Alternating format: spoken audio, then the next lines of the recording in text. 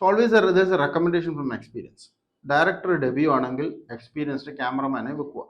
അത് നിങ്ങൾക്ക് ആ കോസ്റ്റ് ബെനിഫിറ്റ് അനാലിസിസ് ടെക്നിക്കൽ, അത് ഞാനിപ്പം ഡയറക്ടറിൻ്റെ അടുത്താണ് പറയുന്നത്, നിങ്ങൾക്കത് ഉണ്ടാവണം മനസ്സിൽ. കാരണം നിങ്ങളുടെ ഒരു സബ്ജക്റ്റ് അപ്രൂവ് ചെയ്തു, നിങ്ങൾ പടം പിടിക്കാൻ പോവുകയാണ്, അങ്ങനെ ടെക്നിക്കൽ ക്രൂ ഉണ്ടാക്കുമ്പോൾ എല്ലാ പ്രൊഡ്യൂസേഴ്സും പ്രൊഡക്ഷൻ ഹൗസ് ആണെങ്കിൽ 3 ഓപ്ഷൻ തരാൻ പറയും. അപ്പം അങ്ങനെ ഒരു ഡെബ്യൂ ഡയറക്ടർ വരുമ്പോൾ നിങ്ങൾക്ക് അസോസിയേറ്റ് ഡയറക്ടർ ഉണ്ട്, നിങ്ങൾക്ക് ഡി ഒ പി ഉണ്ട്. ഈ നല്ല അസോസിയേറ്റും നല്ല ഡി ഒ പിയും ഈഗോ ഇല്ലാത്ത ആൾക്കാരെ കിട്ടുവാണെങ്കിൽ സ്മൂത്ത് ആയിട്ട് നിങ്ങൾ എന്താണോ വിഷ്വലി ഉദ്ദേശിക്കുന്നത് അതിൻ്റെ മേളിലുള്ള കാര്യങ്ങൾ അവർ തരും. വിന്നിങ് കോംബോ ക്രിയേറ്റ് ചെയ്ത് എടുക്കണം. അത് നിങ്ങൾ വിന്നിങ് കോംബോ ഡയറക്ടേഴ്സിൻ്റെ അടുത്ത് പറയുവാണ്, വിന്നിങ് കോംബോ ക്രിയേറ്റ് ചെയ്യുന്നതിൻ്റെ മരം നിങ്ങൾ ഇങ്ങനെ മിക്സ് ആൻഡ് മാച്ച് ചെയ്തുകൊണ്ടേയിരിക്കണം.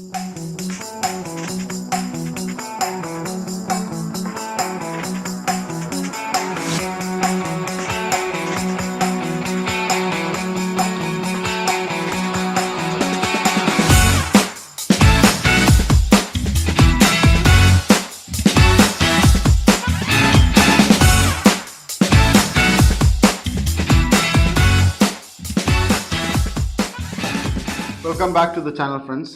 അപ്പം നമ്മൾ കഴിഞ്ഞ എപ്പിസോഡ്സിൽ കവർ ചെയ്തു സ്ക്രിപ്റ്റ് റൈറ്റേഴ്സിൻ്റെ പിച്ചിങ്ങിനെ കുറിച്ച്, അതായത് പ്രൊഡക്ഷൻ ഹൗസ് പ്രൊഡ്യൂസേഴ്സിൻ്റെ അടുത്ത് പിച്ച് ചെയ്യുന്നതിനെ കുറിച്ച് സംസാരിച്ചു, directors script writer duo work ചെയ്യുന്നതിനെ കുറിച്ച് സംസാരിച്ചു. ആൻഡ് ദെൻ ഐ സെഡ് നമ്മൾ അടുത്ത എപ്പിസോഡിൽ, അതായത് ഈ എപ്പിസോഡിൽ നമ്മൾ സംസാരിക്കാൻ പോകുന്നത് technical crew, choosing the technical crew. So sometimes നമ്മൾ ഈ സ്റ്റോറി സ്ക്രിപ്റ്റ് എല്ലാം കഴിഞ്ഞു, പ്രൊഡക്ഷൻ ഹൗസ് പ്രൊഡ്യൂസേഴ്സിൻ്റെ അടുത്ത് നമ്മൾ പിച്ച് ചെയ്തു. ഇപ്പോൾ പ്രൊഡ്യൂസേഴ്സ് ചോദിക്കും നിങ്ങൾക്ക് ആഗ്രഹമുള്ള, നിങ്ങൾക്കൊരു പിച്ച് ടെക്ക് ഉണ്ടാവുമല്ലോ, അപ്പോൾ പിച്ച് ടെക്ക് ഉണ്ടാക്കിയിട്ട് തന്നെ പോവുക. അപ്പോൾ പിച്ച് ടെക്ക് ഉണ്ടാവും, പിച്ച് ടെക്കിനകത്ത് നിങ്ങൾ ടെക്നിക്കൽ ലൈനപ്പിനെയും കൂടെ വെക്കും. So always there's a recommendation from experience. Director debut ആണെങ്കിൽ എക്സ്പീരിയൻസ്ഡ് ക്യാമറമാനെ വെക്കുക. ഇത് ഫസ്റ്റ് തിങ്. സെക്കൻഡ് തിങ്, ഈ എക്സ്പീരിയൻസ്ഡ് ക്യാമറമാനെ വെക്കുമ്പം ആകാശത്തുള്ള ക്യാമറമാൻ്റെ കാര്യം പറയാതിരിക്കുക. അതായത് ഇപ്പം നിങ്ങൾ എടുക്കാൻ പോകുന്ന പടം ചിലപ്പോൾ 3 കോടി 4 കോടിയുടെ പടമാണ്, ക്യാമറമാൻ ചോദിക്കുന്നത് 50 ലക്ഷം 1 കോടിയാണ്. ആ സബ്ജക്റ്റിന് ആ പടത്തിന് ഏത് ക്യാമറമാനാണോ സ്യൂട്ടബിൾ, അതായത് നിങ്ങൾക്ക് ഏറ്റവും വലിയ ക്യാമറമാനെ, ഇന്ത്യയിലെ ഷാറുഖ് ഖാൻ്റെ പടം ചെയ്യുന്ന ക്യാമറമാനെ നമുക്ക് എല്ലാവർക്കും ആഗ്രഹമുണ്ട്. പക്ഷെ കോസ്റ്റ് ബെനിഫിറ്റ് അനാലിസിസ് ചെയ്യുക. അത് നിങ്ങൾക്ക് ആ കോസ്റ്റ് ബെനിഫിറ്റ് അനാലിസിസ് ടെക്നിക്കൽ, അത് ഞാനിപ്പം ഡയറക്ടറിൻ്റെ അടുത്താണ് പറയുന്നത്, നിങ്ങൾക്കത് ഉണ്ടാവണം മനസ്സിൽ. കാരണം നിങ്ങളുടെ ഒരു സബ്ജക്റ്റ് അപ്രൂവ് ചെയ്തു, നിങ്ങൾ പടം പിടിക്കാൻ പോവുകയാണ്, അങ്ങനെ ടെക്നിക്കൽ ക്രൂ ഉണ്ടാക്കുമ്പോൾ എല്ലാ പ്രൊഡ്യൂസേഴ്സും പ്രൊഡക്ഷൻ ഹൗസ് ആണെങ്കിൽ 3 ഓപ്ഷൻ തരാൻ പറയും. ഇപ്പോൾ ചില സമയത്ത് ഡയറക്ടേഴ്സ് ഭയങ്കര ഇടം പിടിക്കും, എനിക്ക് ഇന്ന ആൾ തന്നെ വേണം. അവിടെ ഒരു റെക്കമെൻഡേഷൻ ഉള്ളതെന്ന് വെച്ചാൽ ഒരു കാരണവശാലും ഡി ഒ പിയും ഡയറക്ടറും പുതിയതാവാതിരിക്കുക. ബിക്കോസ് രണ്ടുപേരും പെർഫെക്ഷൻ നോക്കിപ്പോവും, ഷൂട്ടിൻ്റെ ടൈം കൂടും, ഷോട്ട്സിൻ്റെ എണ്ണം കൂടും. അപ്പോൾ പെർഫെക്ഷൻ നോക്കി പോകുന്ന പരിപാടിയുണ്ട്. അപ്പോൾ അവിടെ ഒരു എക്സ്പീരിയൻസ്ഡ് ക്യാമറമാൻ ഉണ്ടെങ്കിൽ, ഡി ഒ പി ഉണ്ടെങ്കിൽ കുറേയൊക്കെ നമുക്ക് കവറപ്പ് ചെയ്യാൻ പറ്റും. അതായത് ഡെബ്യൂ ഡയറക്ടർ ആകുമ്പോൾ എല്ലാവരും ഏത് ഫീൽഡിനാണ് വരുന്നത് നമുക്കറിയത്തില്ല. അപ്പം അങ്ങനെ ഒരു ഡെബ്യൂ ഡയറക്ടർ വരുമ്പോൾ നിങ്ങൾക്ക് അസോസിയേറ്റ് ഡയറക്ടർ ഉണ്ട്, നിങ്ങൾക്ക് ഡി ഒ പി ഉണ്ട്. ഈ നല്ല അസോസിയേറ്റും നല്ല ഡി ഒ പിയും ഈഗോ ഇല്ലാത്ത ആൾക്കാരെ കിട്ടുവാണെങ്കിൽ സ്മൂത്തായിട്ട് നിങ്ങൾ എന്താണോ വിഷ്വലി ഉദ്ദേശിക്കുന്നത് അതിൻ്റെ മേളിലുള്ള കാര്യങ്ങൾ അവർ തരും.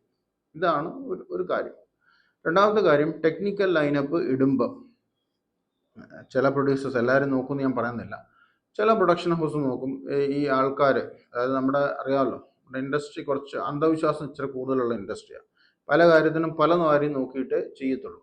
അപ്പം നോക്കും, ഡി ഒ പി എത്ര പടം ചെയ്തു, 7 പടം ചെയ്തു, കൊള്ളാലോ, 6 പടം ഫ്ലോപ്പോ 1 പടം പെട്ടിക്കാത്ത, ഇവനെ വെച്ചാൽ എൻ്റെ പടം അകത്താവുമോ, ഇങ്ങനെ ചിന്തിക്കുന്ന പ്രൊഡ്യൂസേഴ്സ് ഉണ്ട്.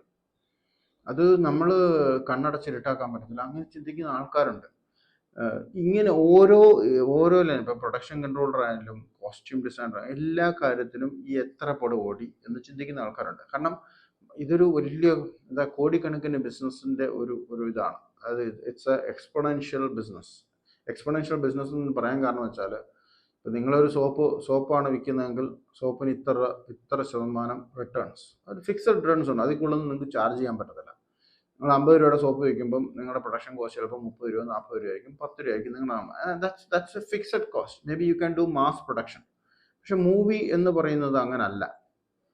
മൂവി എന്ന് പറഞ്ഞാൽ നിങ്ങൾ 4 കോടി 5 കോടി രൂപയ്ക്ക് ഒരു പടം എടുക്കുന്നു, പടം പൊട്ടാം. ഈ പൊട്ടുക എന്ന് പറയുമ്പം ഒന്നും ഇല്ലാണ്ടാവുക. അതായത് നിങ്ങളുടെ കുറച്ച് കണ്ടന്റ് ഇരിപ്പുണ്ട്, ആ കണ്ടന്റിന് ആരും ഒരു വില കാണുന്നില്ല, കാണുന്ന വില 3 ലക്ഷം രൂപയാണ്.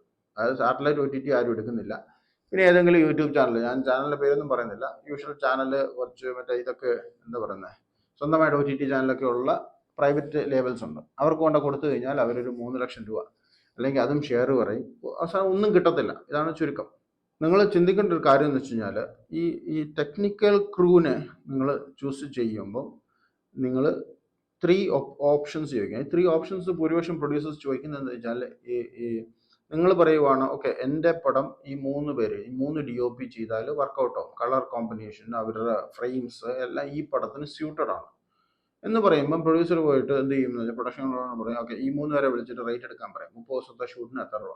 അപ്പോൾ അതനുസരിച്ച് ഇതിനകത്ത് ഏറ്റവും റേറ്റ് കുറഞ്ഞുള്ള ആൾക്കാർ അവൈലബിലിറ്റി, അവർക്ക് കൂടെ സൗകര്യം വരണമാണ്, അവൈലബിലിറ്റി അനുസരിച്ചായിരിക്കും പിന്നെ ഈ ക്രൂവിനെ ചൂസ് ചെയ്യുന്നത്. ഈ ക്രൂവിനെ ചൂസ് ചെയ്ത് അവിടെ നിങ്ങൾക്ക് വരാൻ പോകുന്ന ഒരു ഇതെന്ന് വെച്ചാൽ, ചിലപ്പം ചില പ്രൊഡ്യൂസേഴ്സ് പറയും ഇന്നാരെ വെക്കണം, ഇന്നാരെ. കാരണം എന്താ വെച്ചാൽ ഇന്നാരെ വെക്കണം എന്ന് പറയാൻ കാരണം വെച്ചാൽ, മിക്കവാറുള്ള പ്രൊഡക്ഷൻ ഹൗസിൻ്റെ ഒക്കെ പൈസ പുറത്ത് കിടപ്പുണ്ട്, അത് അഡ്വാൻസസ് ആയിട്ട്. ചില സമയത്ത് ആ പ്രൊജക്റ്റ് നടക്കാതെ പോകുമ്പം ആ പ്രൊജക്റ്റിൻ്റെ ക്യാമറമാനെ അല്ലെങ്കിൽ വേറെ ടെക്നിക്കൽ ക്രൂവിനെ ഇപ്പുറത്തേക്ക് എടുത്തിടും.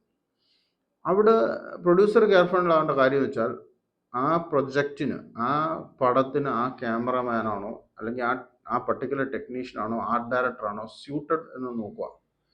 അതാണ് ചെയ്യാൻ പറ്റുന്നത്. അപ്പം നിങ്ങളൊരു ഹാർഡ് ആൻഡ് ഫാസ്റ്റ് റൂളായിട്ട് നിങ്ങൾ ദയവ് ചെയ്ത് ഒരു പ്രൊഡ്യൂസറിനെ അപ്രോച്ച് ചെയ്യാതിരിക്കുക. അതായത് എനിക്ക് ഇന്ന പ്രൊഡ്യൂസർ വേണം, ഇന്ന ടെക്നിക്കൽ വേണം, ഇന്ന സാധനം വേണം. അപ്പം എനിക്ക് കഴിഞ്ഞ ആഴ്ച ഒരു പ്രപ്പോസൽ വന്നിരുന്നു. ഒരാളാഴ്ച കോ പ്രൊഡ്യൂസർ ഓൾറെഡി ഉണ്ട്, ജസ്റ്റ് നീഡ് ഒരു കോ പ്രൊഡ്യൂസറിനെ കൊണ്ട് വേണം, ഒരു പ്രൊഡക്ഷൻ ബാനറിനെ വേണം. ഞാൻ ആ പ്രപ്പോസൽ നോക്കിയപ്പം ആ ഡയറക്ടർ 4 വർഷം മുമ്പ് പടം ചെയ്ത പക്ഷെ ആ പടം ഫ്ലോപ്പായിരുന്നു. ഡയറക്ടർ വെച്ചേക്കുന്ന ക്യാമറമാൻ്റെ പടങ്ങൾ 2 പടം ചെയ്തിട്ടുണ്ട്, ഫ്ലോപ്പ്. അങ്ങനെ ആർട്ട് ഡയറക്ടറിൻ്റെ പടം ഫ്ലോപ്പ്, അതായത് ചെയ്ത പടങ്ങളെല്ലാം. അങ്ങനെ താഴേക്ക് വന്ന് ഒരു 7-8 ടെക്നിക്കൽ ക്രൂവിനെ വെച്ചിട്ടുണ്ട്. ഇത് മൊത്തം ഇതുവരെ ഒരു ഹിറ്റ് കൊടുത്തിട്ടില്ല. ആസ് എ പ്രൊഡ്യൂസർ എങ്ങനെയാണ് എനിക്ക് കോൺഫിഡൻസ് വരുന്നത്? അപ്പം ചോദിക്കും അവരുടെ പ്രശ്നമാണോ പടം ഹിറ്റാവാത്തത്, അവരുടെ പ്രശ്നമാണോ അല്ലയോ എന്നെനിക്കറിയത്തില്ല. കാസ്റ്റ് ചെയ്ത് നടൻ്റെ പ്രശ്നമാണോ, കണ്ടന്റ് ഔട്ടിൻ്റെ പ്രശ്നമാണോ, സ്റ്റോറിയുടെ പ്രശ്നമാണോ, സ്ക്രിപ്റ്റിൻ്റെ പ്രശ്നമാണോ ഒന്നും അറിയത്തില്ല. പക്ഷേങ്കിൽ end of the day business നടക്കണമല്ലോ. So there should be something called a winning combo. Winning combo create ചെയ്ത് എടുക്കണം. അത് നിങ്ങൾ വിന്നിങ് കോംബോ ഡയറക്ടേഴ്സിൻ്റെ അടുത്ത് പറയുവാണ്, വിന്നിങ് കോംബോ ക്രിയേറ്റ് ചെയ്യുന്നതിൻ്റെ മെരം നിങ്ങളിങ്ങനെ മിക്സ് ആൻഡ് മാച്ച് ചെയ്തുകൊണ്ടേയിരിക്കണം. ഇതുകൊണ്ട് തന്നെയാണ് നിങ്ങൾ ഈ വലിയ വലിയ പടങ്ങൾ കാണുമ്പോൾ അതിനൊരു വിന്നിങ് കോംബോ ഉണ്ട്. ആ കോംബോനെ വെച്ച് ആണ് അവർ അടുത്ത പടം ചെയ്യുന്നത്. അപ്പോൾ നമ്മൾ എന്തുകൊണ്ട് അവർ മാറ്റിപ്പിടിക്കാത്തത് because they have a winning streak. They don't want to lose a winning streak. അതുകൊണ്ടാണ് അവർ മാറ്റിപ്പിടിക്കാത്തത്. സോ സ്ക്രിപ്റ്റ് റൈറ്റേഴ്സിനടുത്തും സ്റ്റോറി ടെല്ലേഴ്സിനടുത്തും ഡയറക്ടേഴ്സിനടുത്തും എനിക്ക് പറയാനുള്ള ഒരു കാര്യം വെച്ചാൽ, do not come with hard and fire. പ്രത്യേകിച്ചും ചില ഡയറക്ടേഴ്സ് വന്നിട്ട് അവരുടെ സുഹൃത്തുക്കളെ, അതായത് അവരുടെ ഇൻസ്റ്റിറ്റ്യൂട്ടിൽ പഠിച്ച സുഹൃത്തുക്കളെ, അവരുടെ കൂടെ ടെക്നിക്കൽ സ്കൂളിലുണ്ടായിരുന്ന സുഹൃത്തുക്കളെ ഇതിനകത്ത് വെക്കണം എന്ന് പറയും. അങ്ങനെ ഹാർഡ് ആൻഡ് ഫാസ്റ്റ് റോൾ പിടിക്കേണ്ട കാര്യമില്ല. എൻഡ് ഓഫ് ദി ഡേ നിങ്ങൾക്ക് ഒരു അവസരം കിട്ടി, നിങ്ങളത് യൂട്ടിലൈസ് ചെയ്യുക. സുഹൃത്തിനെ അടുത്ത പടത്തിൽ വെക്കാം. നിങ്ങളൊരു ഹിറ്റ് കൊടുത്തു കഴിഞ്ഞാൽ, ഇപ്പോൾ ഫസ്റ്റ് പടം ഡെബ്യൂ കയറി നിങ്ങളൊരു ഹിറ്റ് കൊടുത്തു കഴിഞ്ഞാൽ ഡെഫിനറ്റ് ആയിട്ട് നിങ്ങളുടെ കാര്യങ്ങൾ പ്രൊഡ്യൂസർ കേൾക്കും, അല്ലെങ്കിൽ പുതിയ പ്രൊഡ്യൂസർ കേൾക്കും. അപ്പോൾ കാരണം നിങ്ങളിലാണ് വിശ്വാസം. Because you have made that thing that I can shoulder A movie, I can make the movie happen. ഇത് നിങ്ങൾ എപ്പോഴും ശ്രദ്ധിക്കേണ്ട ഒരു കാര്യമാണ്. അടംപിടുത്തം പാടില്ല ഒരു പ്രൊഡ്യൂസറിനെ കിട്ടിക്കഴിഞ്ഞാൽ. അത് നിങ്ങൾ കെയർഫുള്ളായിട്ട് നോക്കി മാനേജ് ചെയ്ത് പ്രൊജക്റ്റ് ഓൺ ആക്കി എടുക്കാൻ നോക്കുക. ഇതാണ് എനിക്ക് നിങ്ങളുടെ അടുത്ത് പറയാനുള്ളത്. അപ്പം I have covered the episodes of script. നിങ്ങളിത് ഇതിനു മുമ്പുള്ള എപ്പിസോഡ്സ് കണ്ടില്ലെങ്കിൽ ദയവ് ചെയ്ത് സ്ക്രിപ്റ്റ് റൈറ്റേഴ്സിനുള്ള, അതായത് സ്റ്റോറി ടെല്ലേഴ്സിനുള്ള എപ്പിസോഡ് കാണണം. അതിനുശേഷം ഞാൻ സ്റ്റോറി ടെല്ലേഴ്സ് ആൻഡ് ഡയറക്ടേഴ്സിൻ്റെ പിച്ചിങ്ങിനെ കുറിച്ച് പറഞ്ഞു. പിന്നെ ഈ എപ്പിസോഡ് ഞാൻ കവർ ചെയ്തിട്ടുണ്ട്. ഇത് 3 കാണുമ്പോൾ നിങ്ങൾക്ക് ഒരു പ്രൊഡക്ഷൻ ഹൗസിനെ അപ്രോച്ച് ചെയ്യുന്നതിൻ്റെ ഒരു രീതി, how does A producer think എന്നുള്ള ഒരു രീതി നിങ്ങൾക്ക് മനസ്സിൽ കിട്ടും. Anyway, thank you very much guys. Thank you for watching me. Like, subscribe and share.